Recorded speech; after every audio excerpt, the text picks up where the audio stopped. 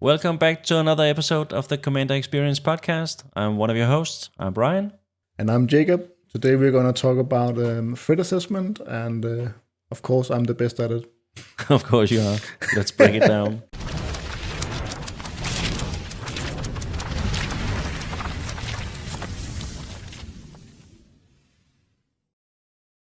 So I think threat assessment is one of those terms you hear a lot talking Commander. No matter what bracket you're playing in, threat assessment is a word getting thrown around, and I'm not sure how much players are thinking about the term and how to use it. But what are you thinking when you hear that? And yeah, it's interesting because I think the first thing that comes to mind for me is interaction, even though that's not threat assessment.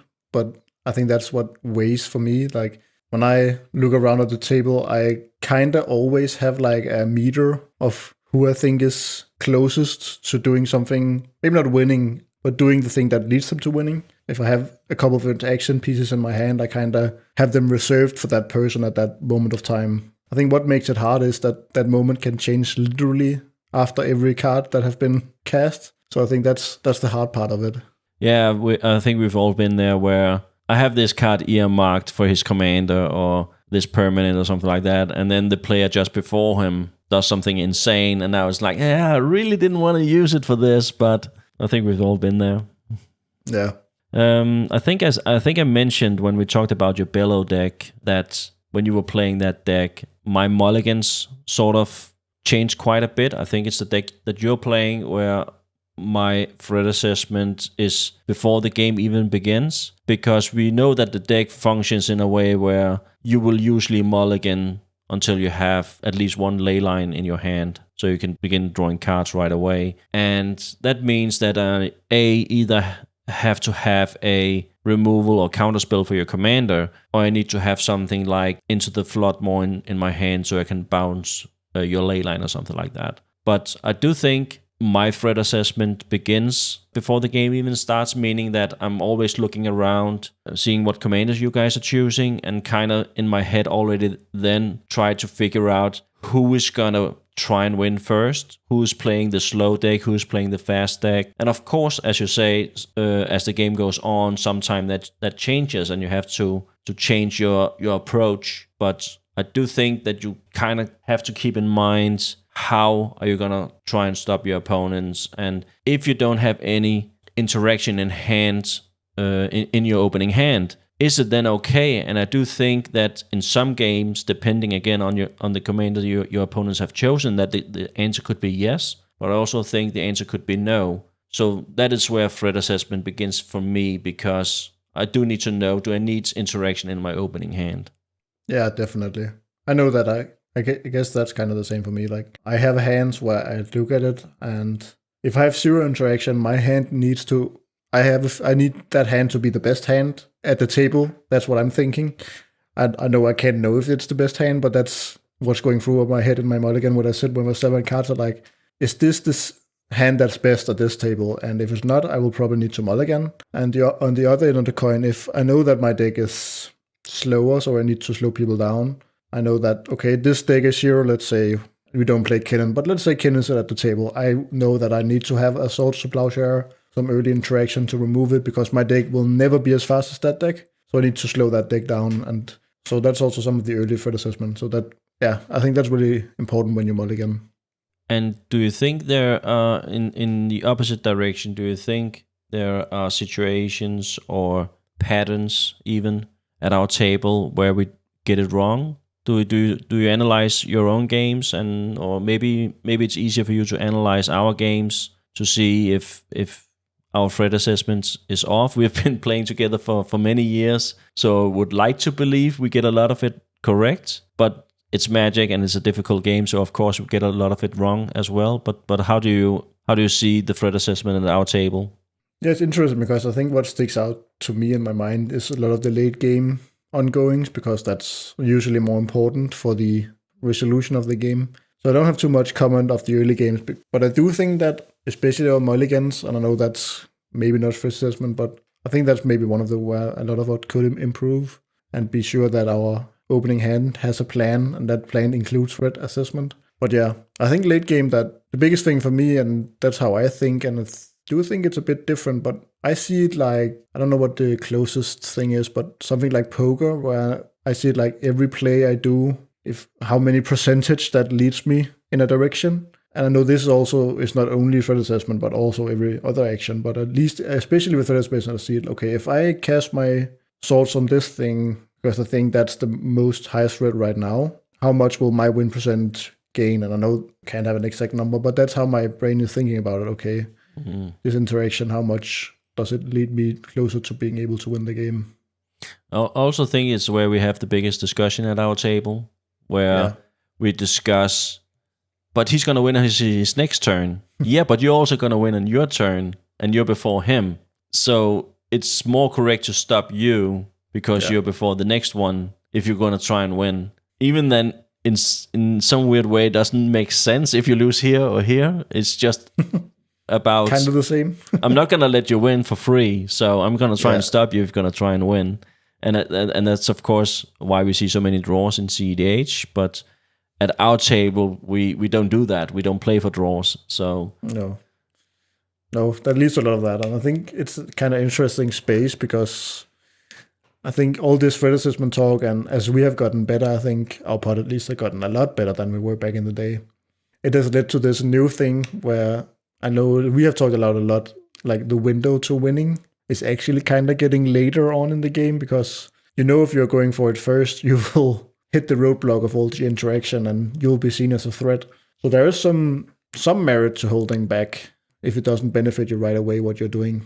I do think the biggest mistake we see at our table, and I'm trying myself not to make this mistake anymore, but I definitely have done so back in the day, and that is removing a stacks piece that is annoying to you without thinking about it's at least twice as annoying for two of your other opponents. So now you're using your valuable removal to remove a spell that at least two of your other opponents want gone as well. And maybe they're even ready to win when it's gone, and now you're removing it for them, using your mana, using your resources. And we have seen that, even this year we've seen that. Yeah. Where, that didn't really make sense. Now he's just going to win on his next turn. Yeah, that's a big one. That's true. I didn't really think about that because I think that's the most normal thing that happens in the games because people had that. And that's probably where I think the win percentage thinking kind of is very important because then I can remove the Raneth and I get 5% win, but literally the person next to me that has a turn before me probably just wins the game. So no, I don't get 5%. I actually get minus 10% because my turn is never going to get here. So yeah. Yeah, and I actually also think that's a kind of a new angle or approach or whatever you want to call it when talking about removal, but also especially board wipes that we have talked a lot about. Because my approach were always that I don't like board wipes because you're usually casting them sorcery speed. You're the one using the mana and a lot of your turn, if not the whole turn. But now I'm also kind of like, in many cases, you're also removing these stacks pieces that are kind of helping you. You, as the board wiper, might remove a collector oath that is not annoying you at all, but annoying two of your opponents. Yeah. So you may remove some of their creatures, but you're also helping them in removing some of the creatures that are actually working for you and not against you. So that's the new idea, at least I'm thinking a lot about when adding removal to my deck, and that is being careful of not moving my opponent's stuff that are actually in secret helping me when it's not even that noticeable. I think that's also why like a card like Five Covenant, we don't see it too much, but it's a good card, is so powerful because you can not remove the things you want to be there, but it's still very hard to use because it can be very hard to gauge what's good for you. I know that multiple times in our table that we have sit there, and I think when we had one of our long weekend sessions last time, I sat there with a Sir in the battlefield for 3 turns, and there was opposition agent. And just before my turn, someone shot the opposition agent. I was like, oh, thanks. I guess that's great. And then I was like, I wanted to tutor on my turn. Yeah, but your turn is after mine, please. Yeah. I was happy, but the rest of the table did not enjoy that. So Yeah, we also had a weekend session where our last game of the evening, around midnight, we had that game where I was playing Go Shintai. Yeah. And we had the player to the left of me board wiping with a blasphemous act. Yeah. Where I was about to lose to combat damage. I did have some tricks up my sleeve, but it was so close that I couldn't really say if I would survive or not. It was that close. It would be 1 or 2 life that would make the difference, and the card you had in hand. But when I passed the turn and had this big question mark, am I going to surround another cycle? He cast Blasphemous Act, and it was like, I was just like one big question mark because thank you, I guess. Because my board state was dangerous. I had 3 Ristic studies and I had Sanctum of All. I had all of my pieces almost in play. So it was very obvious that if it got around to my turn and I was still alive, if I was not winning the game, I would at least get very close to it. What we found out afterwards was, of course, that he couldn't win through some of the pieces you guys had on the board, and if it got around to his turn again, he would definitely win the game. Yeah, and that's why he did it. But it just proves the point that you just spoke to, that you're not getting 10%. You're getting negative 10% because the player before you is just going to win the game. Yeah, exactly. Yeah, I think that is definitely the biggest mistake that still happens in our pod. That people have a tendency to calculate how much their enemies or opponents win percentage raises if you interact with certain things. Mm. And also I think that people, kind of in the same vein, but a bit different, that I think people still have a tendency to forget how powerful our decks are. Because multiple times I think people remove something like Draenor, like, that's fine, he can't win. And then people just win. They're like, we are on turn 7, and people have 10 mana, and I know he doesn't have anything on the battlefield, but we have 10 mana because of the power level we are playing, and the decks can kind of win out of nowhere at this point. There isn't really a time where it ends. I think that might be because I think the last big thing I see is that even though we have a private pod, it doesn't seem like people really know what is remembers or knows how the opponent's deck works still. Totally. I think there's still like some question marks where in my head, when I see a deck, I kind of know when it wins, what piece it needs. If this deck has like some decks, I know especially Thomas has this, that he can sit with 30 cards in hand. I'm like, maybe it doesn't win. Where other decks like, okay, he has drawn 10 cards with Ristic Study. We're literally dead if it's his turn. Please stop him. And I think people still have a hard time like differentiating the different decks and where their wins are. And maybe they don't even do. Maybe it's just tunnel vision. Because let's say I'm thinking 3 moves ahead, but you're thinking 7 moves ahead.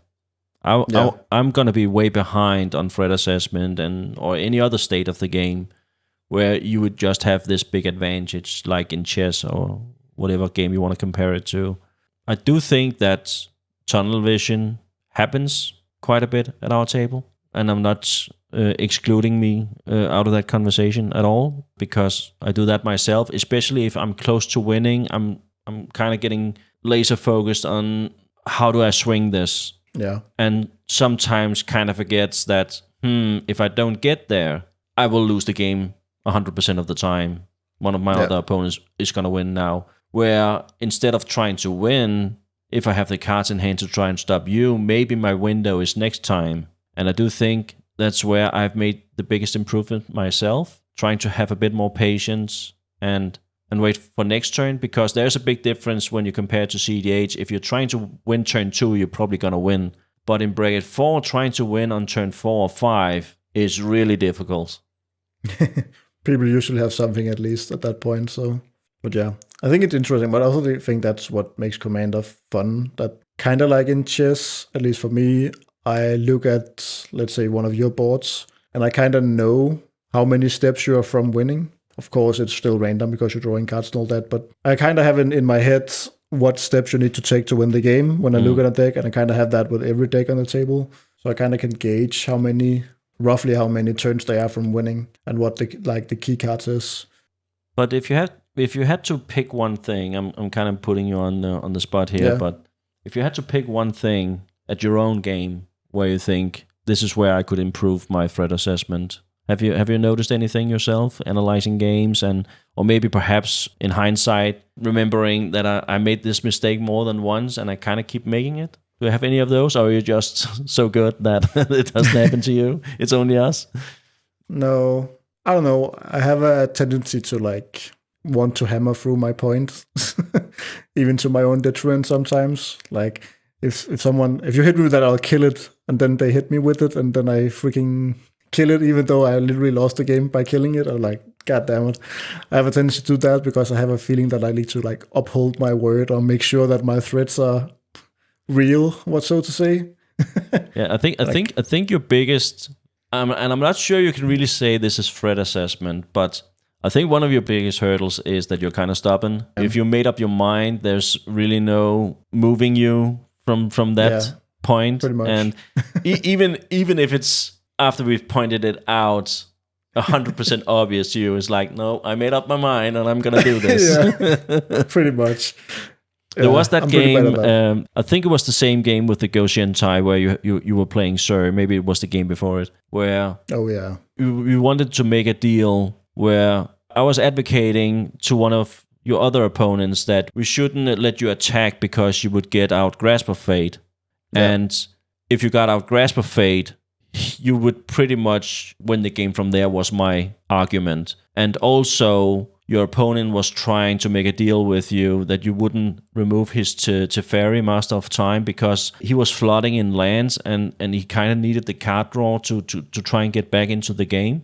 And I remember telling you after the game, because you wouldn't make that deal, and it ended up with you keeping you down, and I think that your other opponent ended up with no, it was the other guy that won the game, and you were making that point. If we wouldn't let you do it, we would all die to him, and then that ended up happening. But your other opponent that kept you down was actually real close winning the game, not letting you attack. It was like 1 or 2 life that made the difference, or you would have won the game. And I remember telling you a few weeks after that I have been thinking about that game, and I actually thought that you should have made the agreement, because your whole Sir deck is built around copying Ristic Study. So you had a lot of enchantments and copy effects you could get out.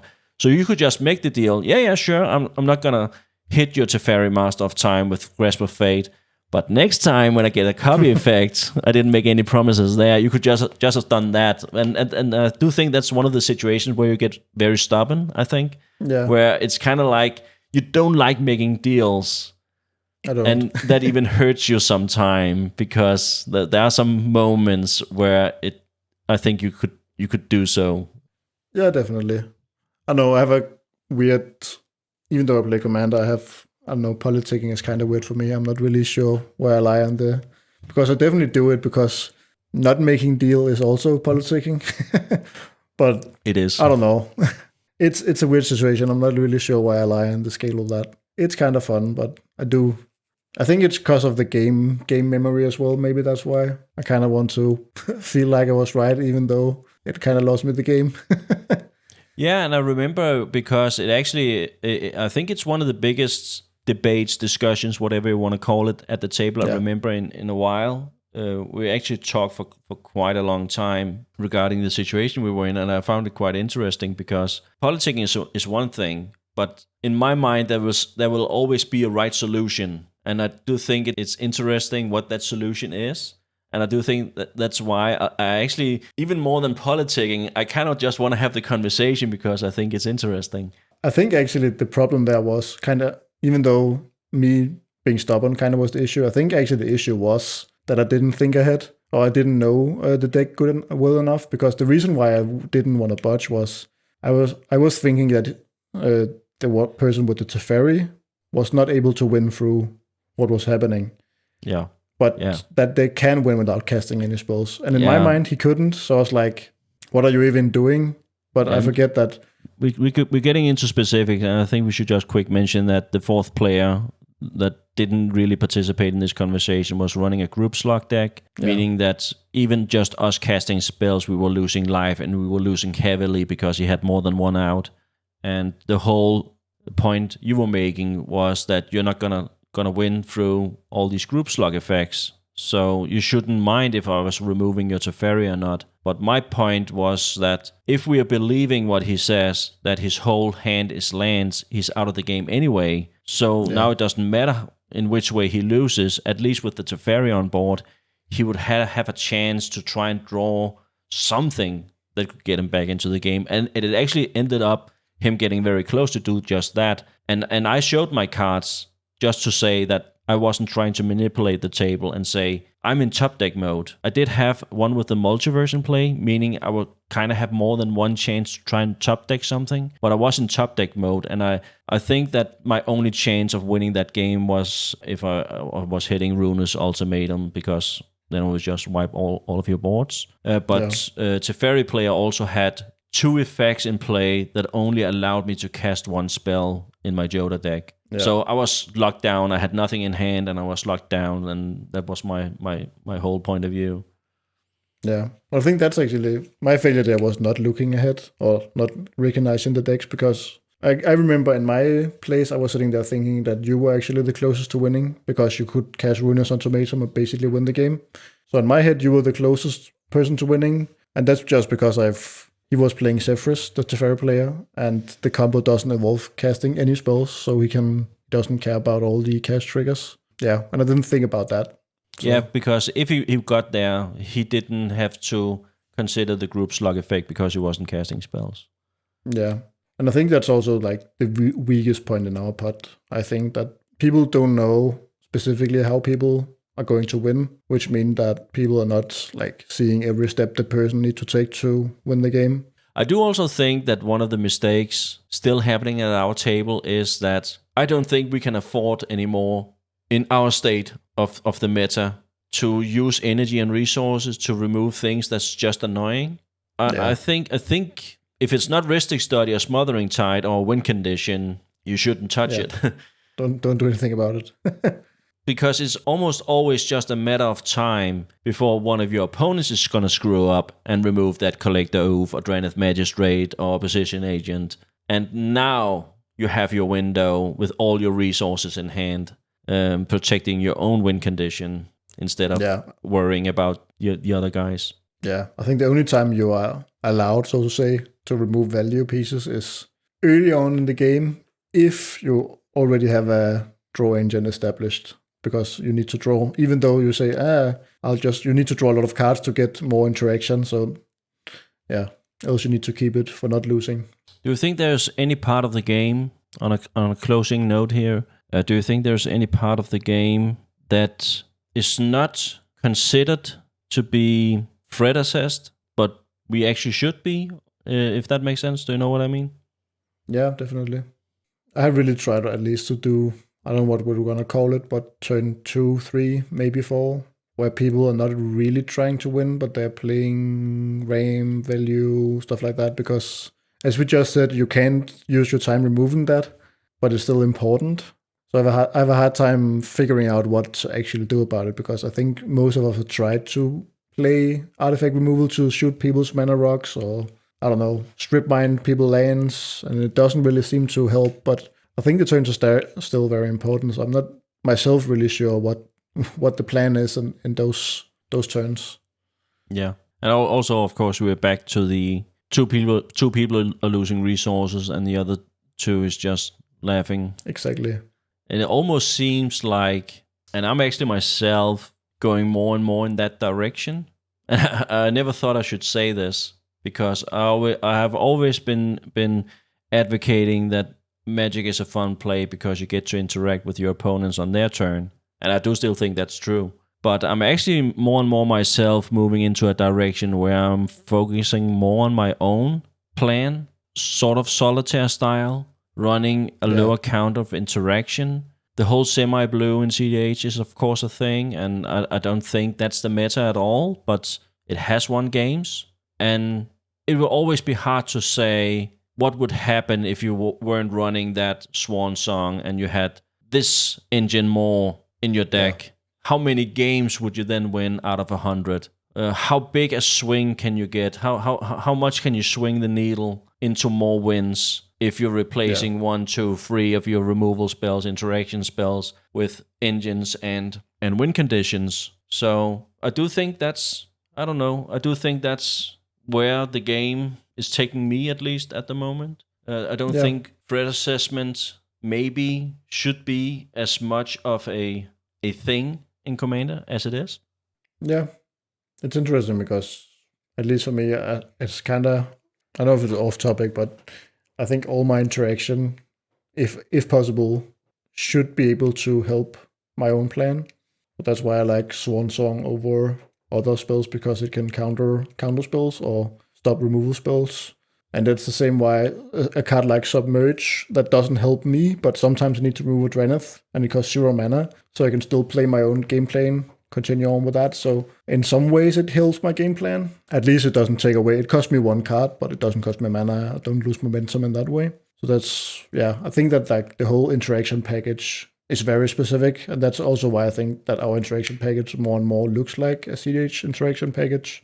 Because in some ways I think there is just a correct answer, even though it sounds kind of boring. I also think as Commander players, there's this big quote or monologue or whatever you want to call it from the movies Rounders, a poker movie, where he says that every poker player is having a difficult time remembering the big pots they're taking down, but they will always remember the big pots they lose in big detail. Yeah. And I do think that is sort of food for thought, meaning that let's say you're playing a deck with close to no interaction, and now one of your opponents is playing a real silver bullet to your deck, and you just, because you're running this low interaction, have no ways or means to remove that yourself. You don't have an out in your deck, so you now have to rely on one of your other opponents to remove that in order for you to try and win the game. So you will always remember those situations, and your thought on the way home will now be, I have to put more cards in my deck so I don't have that situation again. But I do think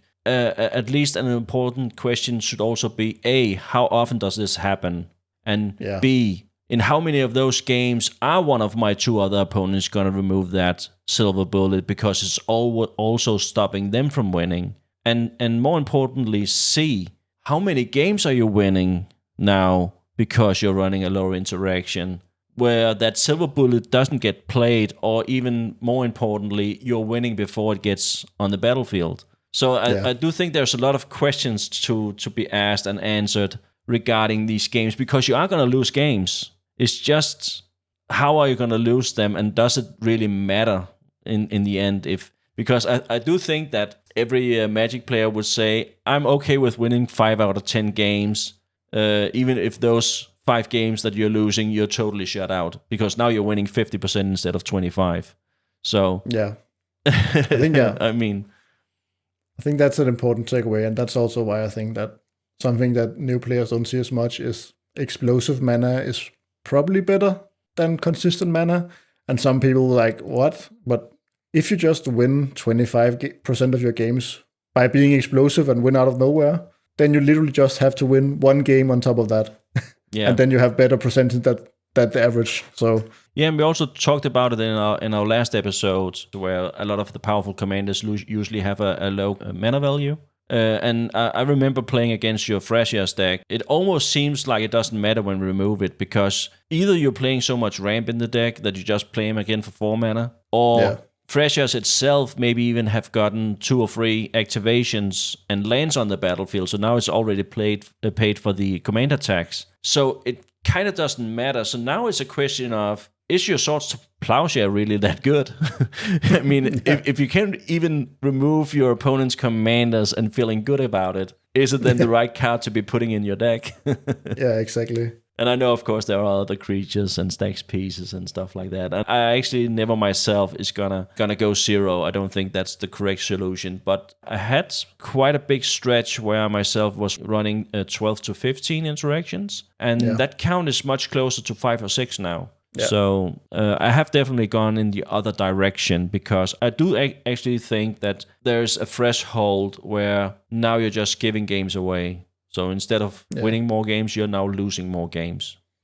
Yeah, I think if you're, and this is going to be a spicy comment maybe, but I think that if you're putting removal in your deck to stop your opponents, you're doing it wrong. Yeah. You need to put interaction in your deck to win, and then on top of that, it can help you. stop your opponents. I do agree. And I also think it's there's an important point to make, that I do think that the bracket 4 environment is a lot different here than the cEDH, because we're always talking about how close bracket 4 and cEDH are to each other.